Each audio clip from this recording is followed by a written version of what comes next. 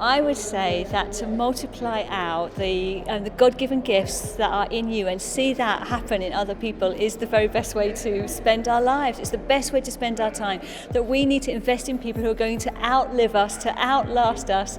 One of the things that I just feel is so important is that we are raising up the next generation because that's the future. So go for it. It's about discipleship. It's about Matthew 28. Go, make disciples, baptize, teach, and also Acts 1:8. You shall receive power when the Holy Spirit comes upon you. So it has been absolutely fantastic. I think we've got enough in our head. What we need now is in our spirit. And there's only one thing, my dear sister. Pray, like if you've lost your mind. Pray and ask for God to set you on fire so that you can do that multiplication and see God's kingdom come and just set the country ablaze. But it comes in the crucible of prayer. So it's a reminder for me that multiplication is the most important thing. I knew it already, but it's always good to think and rethink about it.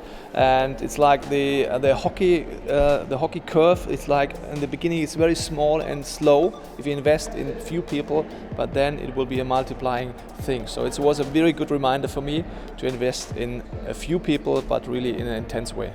I've just been blown away at this conference, really touched by God and reminded really of probably what I already knew, that we have to invest in the younger generation.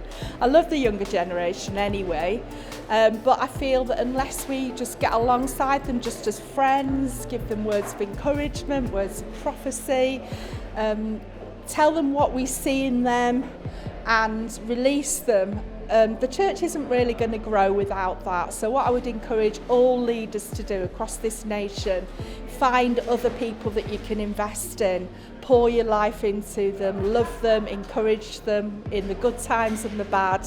And that's what I've been learning at launch, and I'm going to go away and put it into practice even more. If there's anything I'm going to take away, is just to continue with my passion to see church birth across different spheres of this country. That whatever I think I'm doing, I think I need to do more. And then just see God's kingdom expressed all across this country.